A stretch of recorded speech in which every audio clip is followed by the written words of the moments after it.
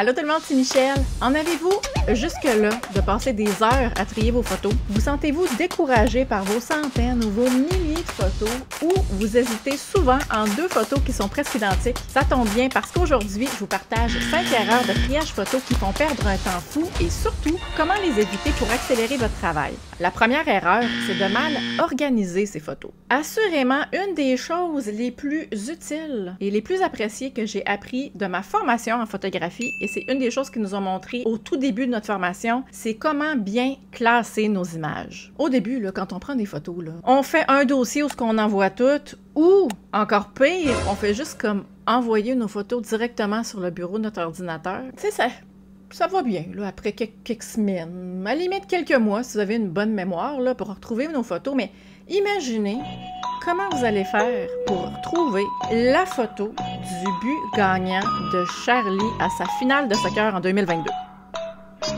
Bonne chance! Alors là, j'ai une petite astuce qui est en fait vraiment importante, qui va vous faire sauver beaucoup de temps et assurément beaucoup de frustration dans le futur. Chaque fois que j'importe des nouvelles photos, je crée un nouveau dossier qui est dédié pour cette séance-là. Peu importe que ce soit des photos que j'ai prises entre amis, dans ma famille, des photos pour des clients, des photos événementielles, je crée un nouveau dossier et pour qu'il soit en ordre chronologique dans mon disque dur, par exemple, moi j'enregistre ça dans mon disque dur externe, je vais commencer le nom du dossier par la date.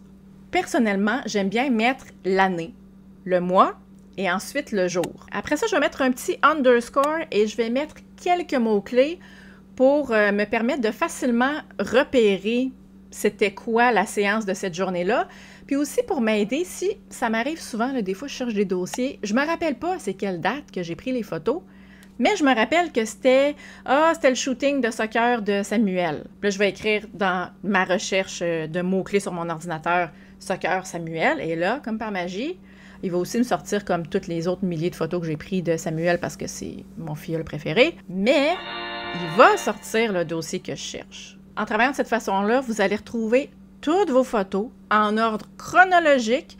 Même si vous prenez 2 séances photos par jour, vous allez avoir vos 2 dossiers avec la même date, mais vous allez avoir les mots-clés pour savoir quelle était chaque séance dans cette journée-là. C'est tout, là. C'est pas compliqué, là. Ça prend 2 secondes d'écart, puis je vous garantis que vous allez être content de l'avoir fait quand vous allez chercher la fameuse photo de ma tante Ginette à son 50e anniversaire quand elle avait la face dans le gâteau. Deuxième erreur, oubliez de faire ses sauvegardes. Là, vous vous dites, OK, c'est beau, Michel, j'ai compris, je vais organiser mes photos, mais là, si tous vos dossiers, toutes vos archives sont enregistrés à un seul endroit, étant possiblement votre ordinateur, imaginez qu'est-ce qui pourrait arriver si il décède. Ma tante Ginette, là, elle n'existe plus, là. Imaginez toutes les heures de travail ou encore pire, tous les souvenirs que vous pourriez perdre si vous négligez votre sauvegarde. Je le sais que c'est pas super excitant à faire, là, mais s'il vous plaît, faites au moins une sauvegarde ailleurs que sur votre ordinateur. Ça peut être sur un disque dur externe, ça peut être sur le cloud, et d'ailleurs, j'ai plusieurs membres de la communauté qui m'ont écrit en commentaire qu'ils utilisaient Amazon pour sauvegarder leurs photos sur le cloud. Si vous êtes des membres Amazon Prime, c'est déjà inclus dans votre forfait. Bref, utilisez l'option qui vous convient le mieux, mais faites un backup. Troisième erreur, reportez le triage à plus tard.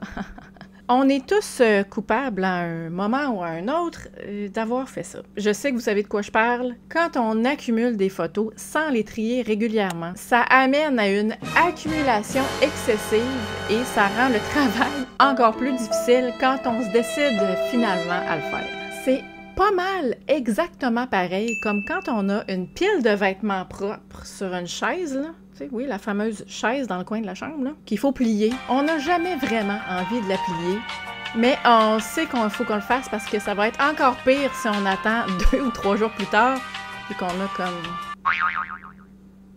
qu'on peut plus rentrer dans la chambre, là. De toute façon, je vais vous dire, vous allez probablement manquer de bobettes avant ça. Prenez l'habitude de trier vos photos après chaque séance. Ça va vous prendre quelques minutes sur le coup, mais ça va vous sauver vraiment beaucoup de temps à long terme.